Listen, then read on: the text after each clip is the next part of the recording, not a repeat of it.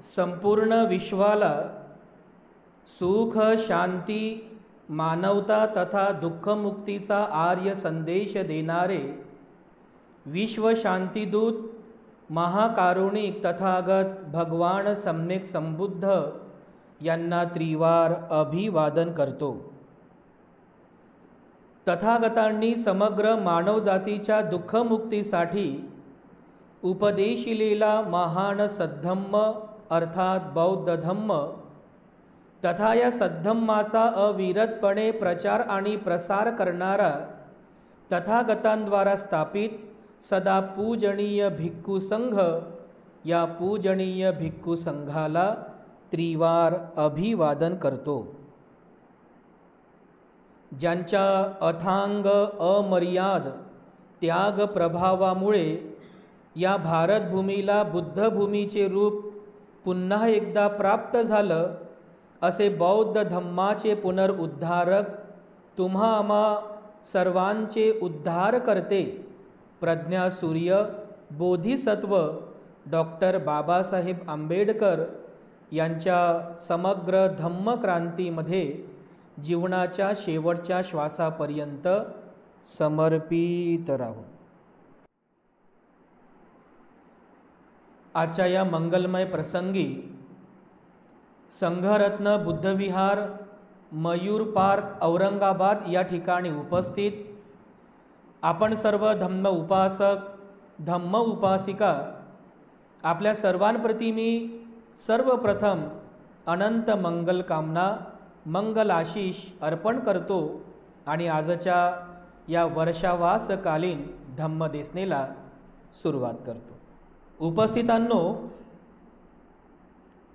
37 बोधिपाक्षीय धम्माचा अभ्यास या सदरील वर्षावासाच्या कालावधीमध्ये आपण करीत आहोत आणि हे 37 बोधिपाक्षीय धम्माचा सुद्धा अभ्यास आपण पूर्ण केलेला आहे। कालच्या प्रवचनापासून आपण एका नवीन प्रवचन मालिकेला आपण सुरुवात केली। बोधिसत्वाची दुःखमुक्तीची अवस्था, म्हणजे काल आपण ते स्पष्टही केलं की एक बोधिसत्व या संपूर्ण 37 बोधिपाक्षीय धम्माची भावना करून चिंतन करून त्याला वाढवून सरते शेवटी तो बुद्धत्वाची अवस्था प्राप्त करतो। म्हणजे एक बोधिसत्व बुद्ध होतो, परंतु बोधिसत्व बुद्ध होण्या अगोदर तो दुःखमुक्त होत असतो। तर दुःखमुक्त होतो म्हणजे काय, मी काल सांगितलं मागच्या प्रवचनामध्ये।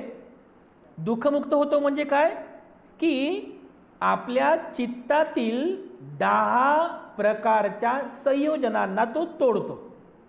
10 प्रकारची संयोजने, त्या संयोजनांना, त्या मारबंधनांना, त्या अडथळ्यांना तो तोडतो, नष्ट करतो, तेव्हा जाऊन तो दुःखमुक्त होतो।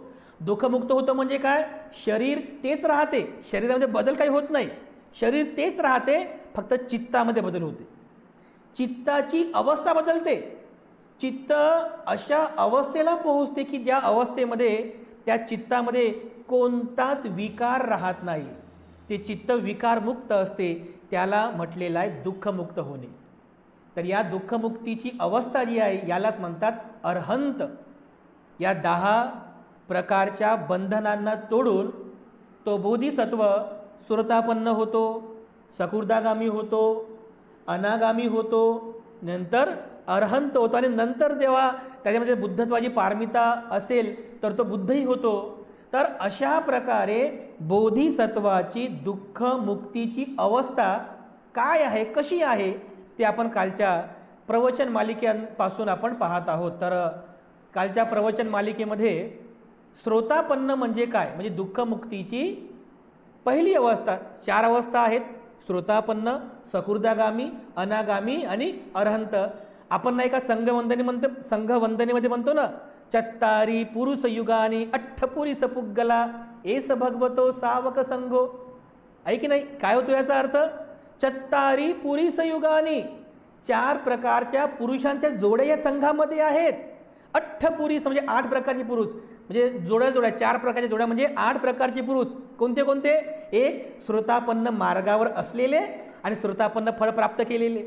दुसरे म्हणजे तिसरा क्रमांकावर, तिसऱ्या मार्गावर सकृदागामी मार्गावर असलेले, सकृदागामी फळ प्राप्त केलेले. अनागामी मार्गावर असलेले, अनागामी फळ प्राप्त केलेले. अरहंत मार्गावर असलेले आणि अरहंत फळ प्राप्त केलेले.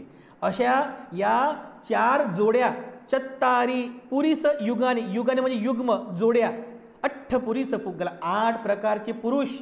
असे हे चित्त अवस्था असलेले 8 प्रकारचे पुरुष या संघामध्ये आहे. एस भगवतो सावक संगो. म्हणून तर संघ हे पुय्यंग खेतंग आहे ना. पुय्यंग खेतंग यासाठी म्हणतो आपण, या संघामध्ये बुद्ध पण आहेत, पण या बुद्धांसोबत हे 8 प्रकारचे पुरुष या संघामध्ये प्रतिष्ठित असतात, या संघामध्ये सम्मिलित असतात. म्हणून बुद्ध या संघाला पुय्यंग खेतंग म्हणतात. तर यापैकी आपण काल श्रोतापन्न म्हणजे काय हे आपण कालच्या प्रवचनामध्ये बघितलं. काय श्रोतापन्न म्हणजे? या 10 जे बंधनं आहेत, ती 10 बंधनं मी तुम्हाला काल सांगितली. सक्काय दिठ्ठी, विचिकिच्छा, शील बत्त परामर्श, कामराग, पटीग, रूपराग, अरूपराग, त्यानंतर मान, उद्धच्च आणि अविद्या. हे 10 प्रकारचे बंधनं आहेत. याला मारबंधन म्हटलेलं आहे, यालाच म्हटलेलं आहे संयोजन. तर तो बोधिसत्व या 37 बोधिपाक्षीय धम्माची भावना करत करत करत करत शेवटी तो काय, या 10 पैकी 3 बंधनांना तोडतो. कोणती कोणती? सक्काय दिठ्ठी म्हणजे या शरीराबद्दलचं जो काही चुकीचा, जी काही चुकीची भावना आहे, मी माझं, मी माझं, हे एक बंधन तुटलं. दुसरं विचिकिच्छा, विचिकिच्छा म्हणजे बुद्ध धम्म संघ याबद्दल शंका असणे, हे दुसरं बंधने तुटून जाते. तिसरं शीलबत्त परामर्श म्हणजे काय, व्रत वैकल्य केल्यानं, कर्मकांड केल्यानं किंवा अंधश्रद्धेच्या मार्गानं मी दुःखमुक्त होईल, अशी जी भावना आहे, ही सुद्धा बंधन आहे. शीलबत्त परामर्श याला सुद्धा तोडतो आणि त्याला म्हणतात श्रोतापन्न. समजलं? हे कालच्या प्रवचनाला आपण बघितलं. तर या 3 बंधनांना तोडल्यानंतर तो साधक किंवा तो बोधिसत्व दुःखमुक्तीच्या पहिल्या मार्गावर, पहिली पायरी आहे, श्रोतापन्न अवस्थेला प्राप्त होतो. आपणही श्रोतापन्न होऊ शकतो. भारतात तरी सध्या तेवढी तशी तसं ते धम्ममय वातावरण अजून तेवढं तयार झालेलं नाही आहे, अजून सुरू आहे ते वातावरण तयार करणं. परंतु ब्रह्मदेशामध्ये म्हणजे म्यानमारमधले जे उपासक उपासिका आहेत त्यांचा ध्यान साधण्यावर जास्त जोर आहे, ध्यानावरती. म्हणजे जसं श्रीलंकेतल्या भिक्षूंनी सुत्तपिटकाची सुरक्षा केली, खूप अनेक वर्षांपर्यंत सुत्तपिटक सुरक्षित ठेवलं. त्याचप्रमाणे जे म्यानमार देश आहे, म्यानमार देशातल्या भिक्षूंनी भगवान बुद्धांचा अभिधम्म सुरक्षित ठेवला आणि थायलंडच्या भिक्षूंनी भगवान बुद्धांचा विनयपिटक सुरक्षित ठेवला. म्हणजे पिटकाचे 3ही भाग या 3 देशांनी सुरक्षित ठेवले. श्रीलंकेनं सुत्तपिटक सुरक्षित ठेवला, थायलंडने विनयपिटक सुरक्षित ठेवला आणि जे म्यानमार आहे म्हणजे ब्रह्मदेश जे म्यानमार आहे तिथल्या भिक्षूंनी भगवान बुद्धांचा अभिधम्माचा भाग सुरक्षित ठेवला. म्हणून बघा हे ध्यान वगैरे जे करतात ना तिकडचे भिक्षू जरा त्याच्यामध्ये जास्त निष्णात आहेत ध्यान वगैरे मार्गामध्ये. आजही ब्रह्मदेशामध्ये म्हणजे त्या म्यानमार देशामध्ये श्रोतापन्न असलेले उपासक उपासिका पण आहेत. म्हणजे या जीवनात तर आपल्याला अरहंत दुःखमुक्त व्हायचं आहे, अरहंत अवस्था प्राप्त करायची आहे. अरहंत अवस्था आपल्याला प्राप्त होईल किंवा नाही, परंतु किमान या जीवनामध्ये आपण कमीत कमी श्रोतापन्न तरी अवस्था प्राप्त करायला पाहिजे, किमान श्रोतापन्न व्हायला पाहिजे आपण. तर म्यानमारमध्ये बघा आजही तिथले उपासक उपासिका श्रोतापन्न आहेत. म्हणजे त्यांनी आपल्या चित्तातले 3ही बंधनं तोडलेली आहेत, ते श्रोतापन्न झालेले आहेत. का बरं असं का झालं? कारण तिकडं तसं वातावरण आहे, तिकडचे लोक ध्यान करतात, बुद्धाचा धम्म प्रॅक्टिकली समजून घेतात, ध्यान करतात आणि त्या म्हणजे तिथे ते सगळं धम्ममय वातावरण आहे. अगदी सकाळी झोपेतून उठल्यापासून फक्त बुद्ध धम्म संघच आहे. जिकडे जाव तिकडे बुद्ध धम्म संघच आहे, जिकडे जाव तिकडे बुद्ध धम्म संघच आहे, दुसरं काहीच नाही आहे. त्याच्यामुळे त्या गोष्टीचा चांगला लाभ त्यांना मिळाला, तर तिथले उपासक सुद्धा हे श्रोतापन्न झालेले आहेत. तर आपण हा संकल्प करायला पाहिजे की या जीवनामध्ये किमान अर्हंत अवस्था जरी मला प्राप्त करता आली नाही, पण कमीत कमी श्रोतापन्न ही अवस्था तर मला प्राप्त करता येईल ना. म्हणजे माझ्या मनातील या शरीराबद्दलचे जे काही भावबंधन आहे ते तुटले पाहिजे, माझ्या मनातील जे काही विचिकिच्छा आहे, बुद्ध धम्म संघाबद्दल शंका असेल ते बंधन तुटलं पाहिजे, किंवा व्रत वैकल्य कर्मकांड याच्यावर जो काही विश्वास आहे ते सुद्धा तुटलं पाहिजे. तर श्रोतापन्न आपण पण होऊ शकतो. तर अशा प्रकारे श्रोतापन्न होणं सुद्धा तेवढंच महत्त्वाचं आहे. पण या संदर्भामध्ये भगवान बुद्ध म्हणतात श्रोतापन्न होण्यासाठी, म्हणजे श्रोतापन्न व्यक्ती होण्यासाठी कमीत कमी त्या व्यक्तीला 4 कारणांचा सहारा घ्यावा लागतो. म्हणजे एखाद्याला जर श्रोतापन्न व्हायचं असेल, साहजिक लगेच होईल का होते? न केल्यानं होईल का? काही करायचं नाही असं होईल का? काहीतरी करावं लागेल ना, कशाचा तरी आधार घ्यावा लागेल. बसल्या ठिकाणी माणूस श्रोतापन्न होईल का? त्याला काहीतरी ॲक्टिव्हिटी करावी लागेल, त्याला काहीतरी कर्म करावे लागतील, काहीतरी करावं लागेल ना. तर भगवान बुद्ध या संदर्भातील उपदेश करतात, जर आपल्याला श्रोतापन्न बनायचं असेल, श्रोतापन्न व्यक्ती जर बनायचं असेल, तर श्रोतापन्न होण्यासाठी त्या व्यक्तीला 4 कारणांमुळे तो व्यक्ती श्रोतापन्न होतो. 4 कारणं आहेत त्याला. त्यापैकी 2 कारणं हे बाह्य कारणं आहेत, म्हणजे बाह्य जगतातून ते 2 कारणं प्राप्त होतात, आणि 2 कारणं हे अंतर्गत आहेत, म्हणजे आपल्या मनातील आहेत. अशा 2 बाह्य कारणांमुळे आणि 2 अंतर्गत कारणांमुळे, म्हणजे अशा एकूण 4 कारणांमुळे तो व्यक्ती जो आहे तो श्रोतापन्न होत असतो. तर हे 4 कारणं कोणती आहेत की ज्या 4 कारणांमुळे आपण श्रोतापन्न होऊ शकतो? तर हे 4 कारणांचा, म्हणजे ह्या 4 म्हणजे 2 बाह्य कारणं आणि 2 आंतरिक कारणं याचा उपदेश भगवान बुद्धांनी केलेला आहे. तर तोच आपण थोडं समजून घेऊया, कारण श्रोतापन्न या तत्वाच्या बाबतीमध्ये हा उपदेशसुद्धा तेवढाच जास्त महत्त्वाचा आहे. तर बघा, भगवान बुद्धांचा उपदेश आहे. भगवान बुद्धांनी सांगितलेलं आहे श्रोतापन्न होण्यासाठी 2 बाह्य कारणं आहेत आणि 2 अंतर्गत कारणं आहेत. यापैकी जी 2 बाह्य कारणं आहेत त्यापैकी जे पहिलं कारण आहे की ज्यामुळे तो व्यक्ती श्रोतापन्न होऊ शकतो, ते पहिलं कारण बुद्ध म्हणतात कल्याणमित्तस्य, कल्याणमित्तस्य सेवना होती. पाली वचन आहे, बुद्धाचं वचन आहे. काय म्हणतात बुद्ध? पहिलं कारण कोणतं आहे? कल्याणमित्तस्य सेवना होती. कल्याणमित्तस्य, कल्याण मित्राची, सेवना म्हणजे सहवास, होती झाला पाहिजे. कोणाचा सहवास झाला पाहिजे? कल्याण मित्राचा सहवास झाला पाहिजे. कल्याण मित्राचा सहवास होणं अतिशय महत्त्वाचं, हे बाह्य कारण आहे. जर आपल्याला आपल्या जीवनामध्ये आपले कल्याण मित्र जर मिळाले नाही, कल्याण मित्र म्हणजे कोण? जे तुमचं कल्याण इच्छितात की तुमचं कल्याण झालं पाहिजे, तुम्ही दुःखातून मुक्त झाले पाहिजे, असं जे लोक तुमच्या प्रती इच्छितात ते आपले कल्याण मित्र आहेत. पण जे लोक आपल्याबद्दल वाईट चिंततात, आपल्याला वाईट मार्ग दाखवतात, ते आपले कल्याण मित्र होतील का? बिलकुलच नाही ना. तर बुद्धाने हे पहिलं कारण सांगितलेलं आहे. कोणतं? कल्याणमित्तस्य सेवना होती. कल्याण मित्राच्या सहवासामध्ये राहा, हे पहिलं कारण आहे. जर आपण कल्याण मित्राच्या सहवासामध्ये राहिलो तर आपलं कल्याणच होईल ना, आपलं कल्याणच होईल. तर बुद्धानं हे स्पष्ट केलेलं आहे की कल्याण मित्र कोण आहे. मित्र आपले मित्र असतात ना, आपले मित्र असतात, आपला फ्रेंड सर्कल असतो. पण आपल्या मित्रमंडळीमध्ये सगळेच जण आपले कल्याण मित्र असतात का? सगळेच जण आपले चांगलं पाहतात का आपलं? नाही. काही जण आपला द्वेष करतात कोणत्या तरी कारणामुळे. काही जणांना वाटते याचं वाईट झालं पाहिजे, याचं वाईट झालं पाहिजे. तर भगवान बुद्ध म्हणतात ते आपले कल्याण मित्र नाही आहेत. त्यांच्याप्रती करुणा करा, मैत्री करा, त्यांचा सहवास सोडा. असे वनाचं बालानंग, ते मूर्ख आहेत, ते अज्ञानी आहेत. असे वनाचं बालानंग, त्यांचा सहवास सोडा.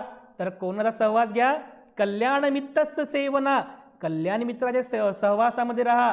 तर असा मित्र जो तुम्हाला बुद्ध, धम्म आणि संघ या 3 रत्नांप्रती श्रद्धा उत्पन्न करतो, तो तुमचा कल्याण मित्र समजावा. समजलं? कल्याण मित्र कोण आहे? बुद्धाबद्दल, धम्माबद्दल आणि संघाबद्दल जो तुमच्या मनामध्ये श्रद्धा उत्पन्न करतो, तो तुमचा कल्याण मित्र समजावा. किंवा जो कोणी तुमच्या मनामध्ये शील, समाधी आणि प्रज्ञा या दुःखमुक्तीच्या मार्गाबद्दल श्रद्धा उत्पन्न करतो, तो तुमचा कल्याण मित्र समजावा. असे कल्याण मित्र असले पाहिजे आपल्या जीवनामध्ये. आणि जर चुकीचे मित्र असले, वाईट मित्र असले, तर माणसाचं कल्याण कसं होईल? की बघा बरं, अजातशत्रूची कथा आपण सर्वांनी ऐकली आहे, वाचलेली आहे. अजातशत्रूचं वाईट का झालं? एवढा मोठा राजा होता तो, पण अजातशत्रूचं वाईट का झालं? कारण त्याला कल्याण मित्र भेटला नाही ना. कोण भेटलं त्याला? देवदत्त भेटला. आणि देवदत्ताने काय केलं? त्याचं वाईटच केलं ना. म्हणजे त्याच्याकडून एवढे अकुशल कर्म करवून घेतले की त्या राजा अजातशत्रूला हे सुद्धा समजलं नाही की मी पाप कर्म करतोय, मी अकुशल कर्म करतोय. कशामुळे झालं बघा हे? केवळ त्या अजातशत्रू राजाला कल्याण मित्र सापडला नाही बघा. त्या अजातशत्रू राजाला कल्याण मित्र भेटला नाही आणि म्हणून अजातशत्रू राजाचं वाईट झालं.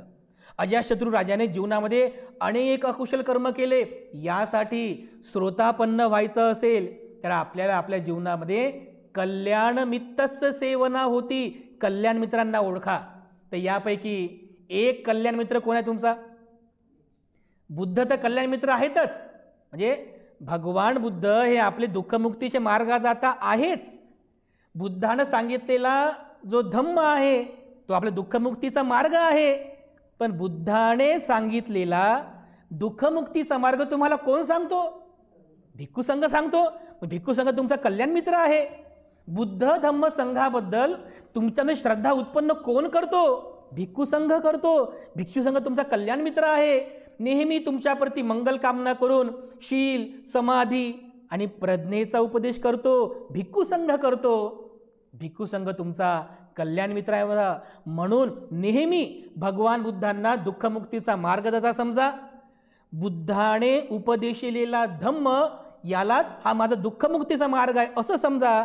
आणि या धम्माचा उपदेश करून आपल्यामध्ये बुद्धाप्रती, धम्माप्रती, संघाप्रती श्रद्धा उत्पन्न करणारा पूजनीय भिक्खू संघ आपला कल्याण मित्र समजावा. कल्याण मित्राचा सहवास अत्यंत आवश्यक आहे. म्हणूनही बघा महामंगल सूत्रामध्ये बुद्धाने पहिलेच तत्व सांगितलं कोणतं? की म्हणजे माणसाला दुःख का होते त्याची सुरुवात आहे बघा. त्याची सुरुवात आहे. काय सुरुवात आहे? मूर्ख लोक भेटले जर जीवनामध्ये, तुम्हाला जर मूर्ख लोक भेटत गेले ना, झालं तुमचं कल्याणच आहे बघा. मूर्ख लोकांमुळे बघा. कारण हे मूर्ख लोक, यांना जीवनाबद्दलचं ज्ञान नसते. या मूर्ख लोकांना दुःखाचं सुखाचं ज्ञान नसते. आणि ती लोक म्हणजे एकदम असं वागतात की जसं काही त्यांना जीवनाचं काही महत्त्व नाही आहे. आणि म्हणून बघा अशा लोकांच्या सहवासामुळे ते लोक दुःखी असतात, पण आपण दुःखी होतो बघा. म्हणून भगवान बुद्ध म्हणतात की कल्याण मित्रस्य सेवना होती. श्रोतापन्न होण्यासाठी पहिलं कारण कोणतं आहे? बाह्य कारण की आपल्याला कल्याण मित्राचा सहवास लाभला पाहिजे.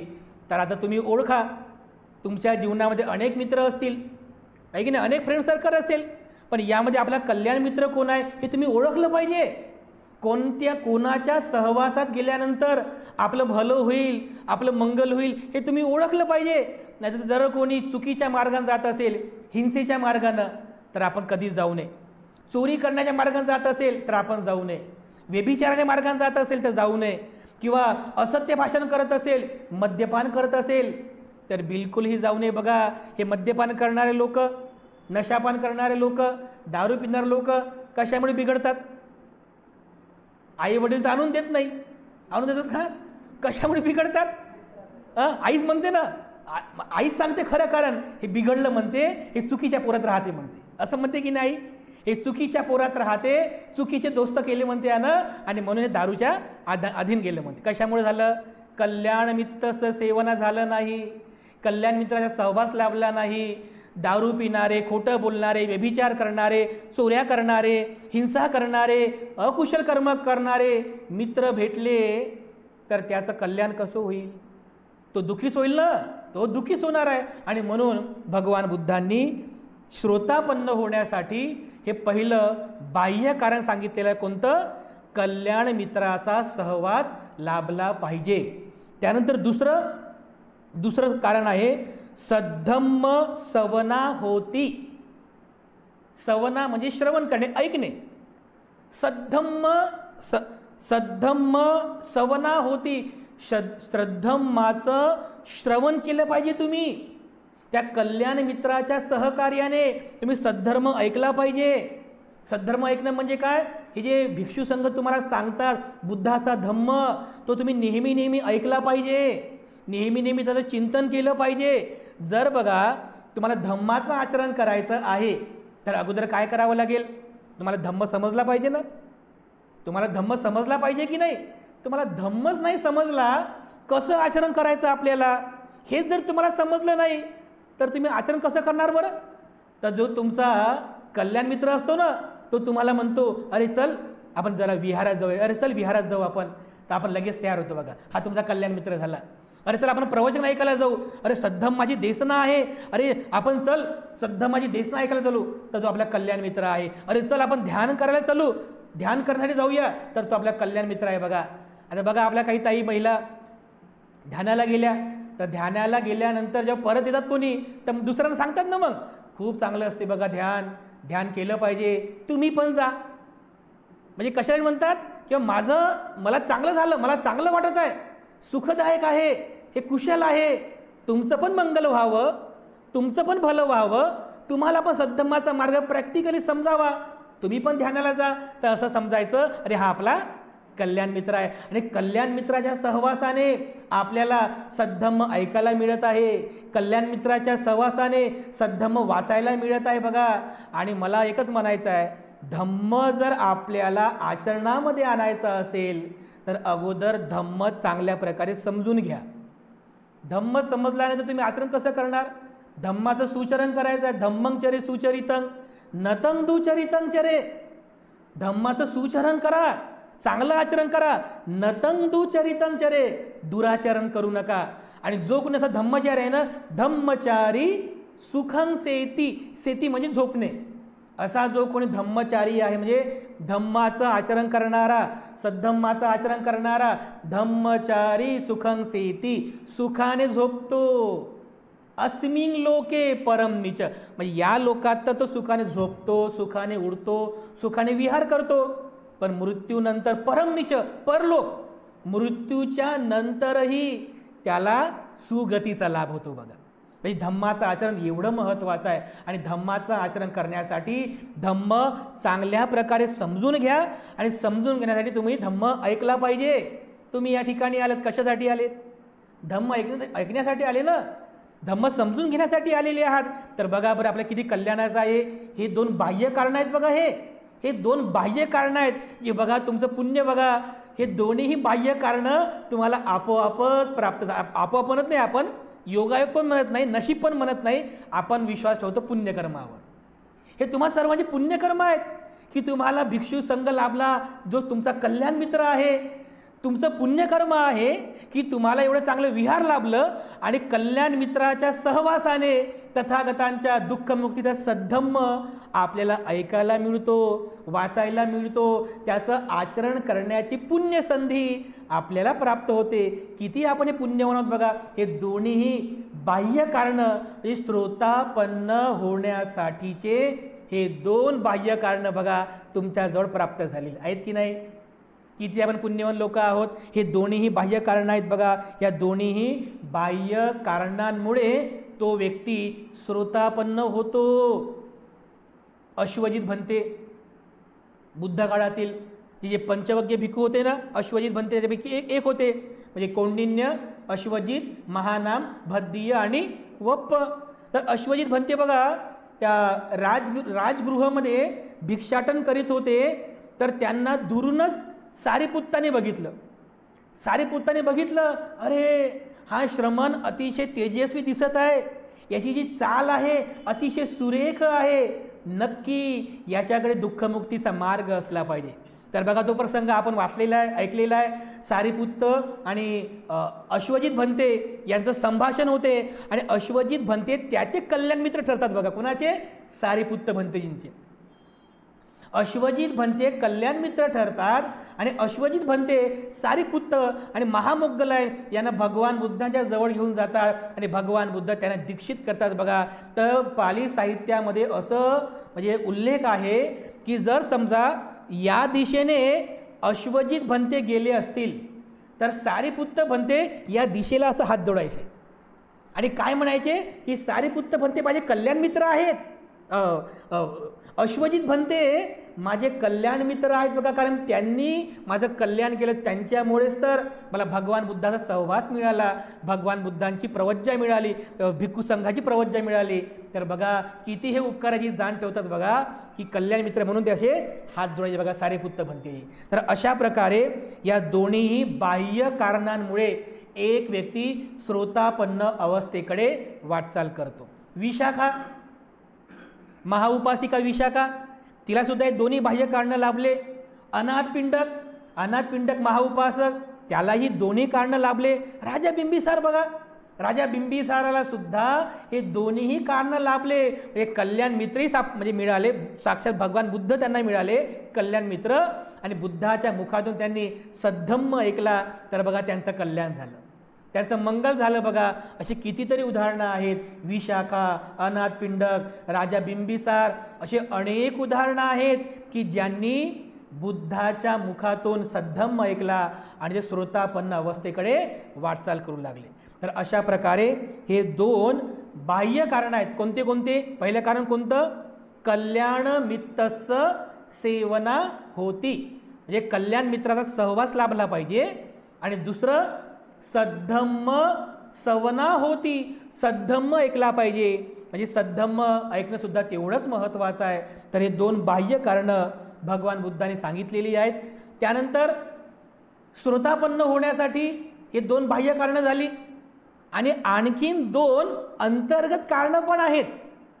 अंतर्गत कारणं म्हणजे हे कारणं आपल्यामधून येतात बघा, म्हणजे बाहेरून येत नाही. बाहेरून तर आपल्या कल्याण मित्र मिळाला, बाहेरून आपण सद्धम्म ऐकला, पण आता तुमच्या आतमधून हे दोन कारणं उत्पन्न झाली पाहिजे. त्यापैकी जे अंतर्गत कारणं आहे त्याच्यातलं जे पहिलं आहे म्हणजे तिसरा नंबरचं जे कारण आहे त्याला बुद्ध म्हणतात योनिसो मनसिकारो होती.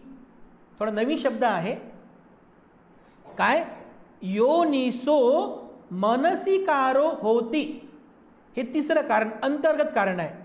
आणि याचा अर्थ होतो की त्या तत्वाचं योनिसो मनसिकार करणे म्हणजे त्या तत्वाला चिंतन आणि मनन करणे. त्या तत्वाचं नेहमी त्या तत्वाचं चिंतन करणे, मनन करणे, त्याची भावना करणे, यालाच म्हणतात योनिसो मनसिकार होती. म्हणजे मनानं चिंतन करा, भावना करा, बहुलिक तब्बा त्याला वाढवा. कशाला वाढवा? तुम्ही सद्धम्म तर ऐकला, धम्माचं तुम्ही प्रवचन ऐकलं, पण जाता जाता सगळं तिकीट जर सोडून दिलं तर तुमच्या कल्याणाचं ते होईल का? बिलकुलच नाही. तर जे आपण ऐकलेलं आहे सद्धम्म जो काही आपण ऐकला ना त्याचं चिंतन करा. बघा मी या 37 बोधिपाक्षीय धम्माच्या प्रवचन मालिकेमध्ये नेहमी बुद्धाचं एक वचन नेहमी तुम्हाला सांगत आलेलं आहे. कोणतं? की बुद्ध म्हणतात की जो कोणी भिक्षुणी धम्माचा अनुयायी या 37 बोधिपाक्षीय धम्माचं पुन्हा चिंतन करेल, मनन करेल, भावना करेल, त्याला वाढवेल, तो दुःखातून मुक्त होईल. चिंतन करणे, त्या 37 बोधिपाक्षीय धम्माचं चिंतन करा. म्हणजे काय करा? योनिसो मनसिकार करा, त्याचं चिंतन करा, त्याची भावना करा, त्याचं मनन करा, त्याला वाढवा. यालाच म्हटलेलं आहे योनिसो मनसिकार होती. बघा किती महत्त्वाचं आहे. त्याच्याशिवाय आपण सद्धम्म समजूनच घेऊ शकत नाही. कारण बुद्ध काळामध्ये एक भिक्षू होते, म्हणजे शाक्य कुळातून ते दीक्षित झाले होते, प्रवज्जित झाले होते. त्यांचं नाव होतं नागसमल, भिक्षू नागसमल. तर ते ज्यावेळेस बुद्धत्व प्राप्त झाल्यानंतर भगवान बुद्ध कपिलवस्तूला आले होते, तर प्रत्येक शाक्य परिवारातला एक तरुण हा भिक्षू झाला. तर हा नागसमल शाक्य तरुणसुद्धा भिक्षू झाला. पण अनेक वर्षांपर्यंत राजमहल ते उपभोगल्यामुळं ते भिक्षू जीवन त्याचं मनच लागत नव्हतं. जेव्हा कधी तो भिक्षाटन करून असं बाहेर यायचा बघा, तर ते बाहेरचं ते बघायचं ना, मग ते संसार बघायचा, लोकांचं स्त्रियांकडे बघायचा, ते लोकांचा एन्जॉय करणं बघायचा. तर त्याच्या मनामध्ये पुन्हा पुन्हा पुन्हा पुन्हा असं वाटायचं, उगाच मी भिक्षू झालो, म्हणजे उगाच भिक्षू झालो. मी बरं होतो आपल्या राजमहलामध्ये, मस्त खाणं पिणं ऐश करणं मस्त चांगलं सुरू होतं बघा, असं काही ऐश आराम होतं, उगाच भिक्षू झालो असं त्याला पुन्हा पुन्हा वाटायचं. तर काही भिक्षूंना तो म्हणायचा, मी चिवरसून आता घरी जातो, चिवरसून आता मी घरी जातो, कारण मला हे काही पटत नाही, मला माझं घर ठीक आहे. तर काही भिक्षूंना सांगितल्यानंतर ती बातमी भगवान बुद्धांपर्यंत गेली आणि मग भगवान बुद्धांनी त्याला जवळ बोलवलं, त्या नागसमलला जवळ बोलवलं आणि त्याला या योनिसो मनसिकारचा उपदेश केला. किती महत्त्वाचा आहे बघा. त्या नागसमल भिक्षूला उपदेश केला की जेव्हा कधी तुमच्या मनामध्ये या संसारी भोगलालसेबद्दल तृष्णा उत्पन्न झाली, तर त्याला योनिसो मनसिकारोद्वारा कसं ओळखायचं भगवान बुद्धांनी उपदेश केला. तो उपदेश त्याला चांगल्या प्रकारे समजला. मग त्यानंतर जेव्हा तो एकदा भिक्षाटन करायला गेला, दुसऱ्या दिवशी भिक्षाटन करायला गेला, तर एका गावामध्ये गेल्यानंतर एका गावामध्ये डान्सचा कार्यक्रम सुरू होता, नृत्याचा कार्यक्रम सुरू होता. आणि त्या स्टेजवरती अनेक स्त्रिया विविध प्रकारचे सुगंधित द्रव्ये लावून आणि विक्षिप्त प्रकारे कपडे घालून ते नृत्य करीत होत्या आणि खूप लोकांची गर्दी जमलेली होती. तर त्या नागसमल भिक्षूने त्यांना दुरूनच पाहिलं बघा. पाहिल्याबरोबर त्यांच्या मनात ती तृष्णा उत्पन्न होते न होते, लगेच त्यांनी ध्यानातून योनिसो मनसिकार करायला सुरुवात केली. चिंतन केलं, तृष्णा उत्पन्न होत आहे, तृष्णा उत्पन्न होत आहे, अरे तन्हा उत्पन्न होत आहे, तन्हा उत्पन्न होत आहे, या तन्हीतून दुःख उत्पन्न होते, या तन्हातून शोक उत्पन्न होते. असं योनिसो मनसिकार केलं, चिंतन केलं, भावना केली, चिंतन केलं, करता करता करता बघा त्याच समयी त्या तृष्णेला जाणलं त्यांनी. ती तृष्णा तिथेच नष्ट झाली. परत भगवान बुद्धांकडे आले, अभिवादन केलं बघा. बुद्धांनी त्यांची प्रशंसा केली. कशामुळं?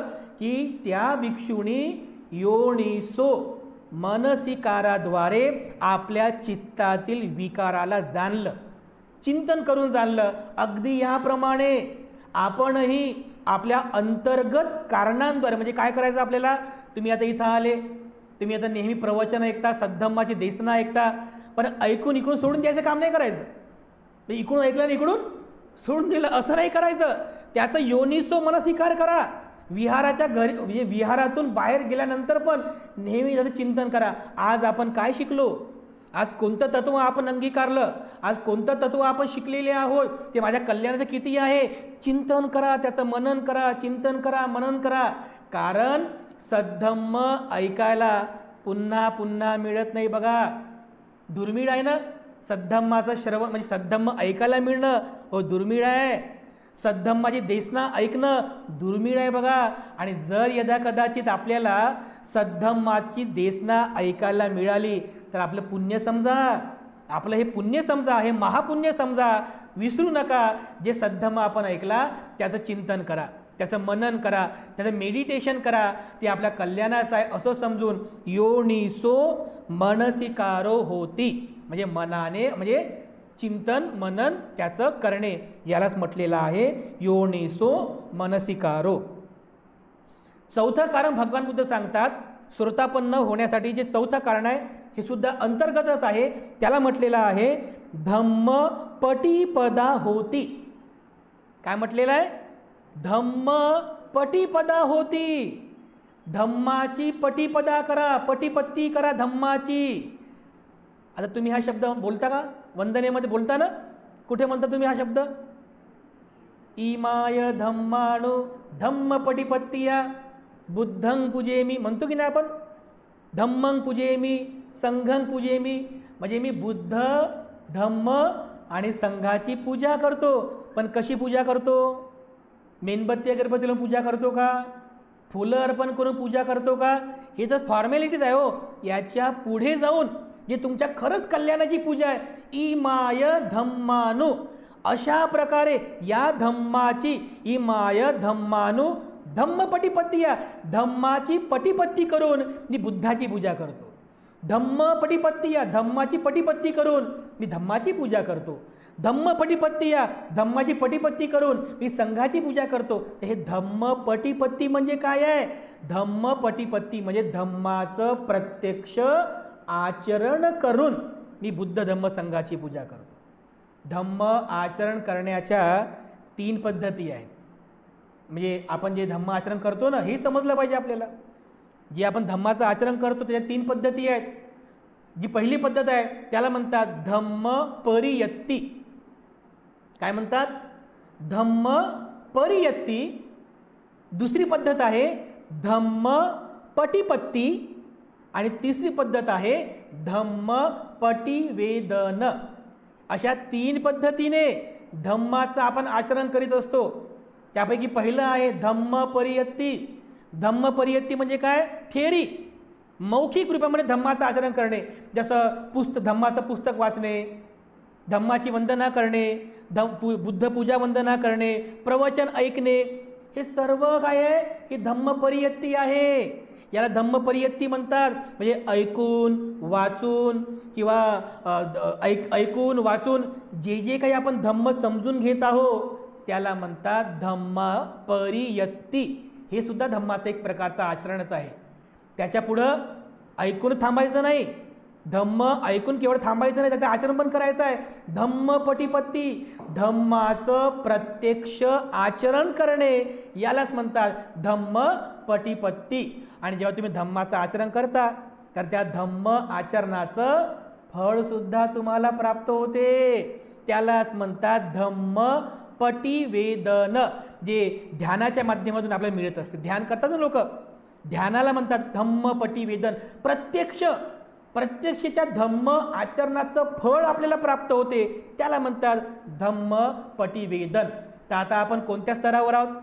धम्म परियत्ती तर आपण नेहमीच करतो, रोज करतो. आपण या वर्षावासामध्ये म्हणजे धम्म ऐकण्याचं काम करतो, धम्म समजून घेण्याचं काम करतो. पण सोबत धम्म पटिपत्ती पण करायला पाहिजे.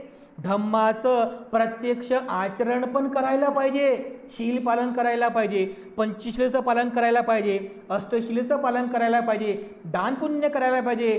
आणि या सोबत आणखीन महत्त्वाचं आहे धम्म पटिवेदन, म्हणजे धम्माला प्रत्यक्ष जाणणे.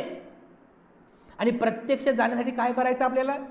त्यासाठी ध्यान करावं लागेल, तुम्हाला मेडिटेशन करावं लागेल, विपश्यना करावी लागेल. तर वर्षावास झाल्यानंतर आपण किमान 10 दिवसात एक तरी शिबिर करून या. तर नक्की बघा, या वर्षावासामध्ये जे तुम्ही हे 37 बोधिपाक्ष धम्म हा जो काही अभ्यास तुम्ही केला ना, बघा तुम्हाला त्या 10 दिवसामध्ये खूप चांगला लाभ मिळेल बघा तुम्हाला. कारण तुम्ही 3 महिन्यामध्ये धम्म परियत्ती केली, धम्म पटिपत्ती पण करतच आहात. पण जेव्हा तुम्ही प्रत्यक्ष ध्यान कराल ना, तर ते सगळं तुम्ही चिंतन कराल बघा. याला म्हणा योनिसो मनसिकार. त्या धम्माला तुम्ही आठवता, अरे आपण हे तर ऐकलेलं आहे, हे कायानुपස්සना, वेदनानुपස්සना, चित्तानुपස්සना, धम्मानुपස්සना, अरे हे आपण सगळं ऐकलेलं आहे. अरे किती छान. योनिसो मनसिकार करता तुम्ही, हे चिंतन करता धम्माचं, बघा तुम्हाला किती चांगला लाभ मिळतो की नाही. खूप चांगला लाभ मिळतो बघा.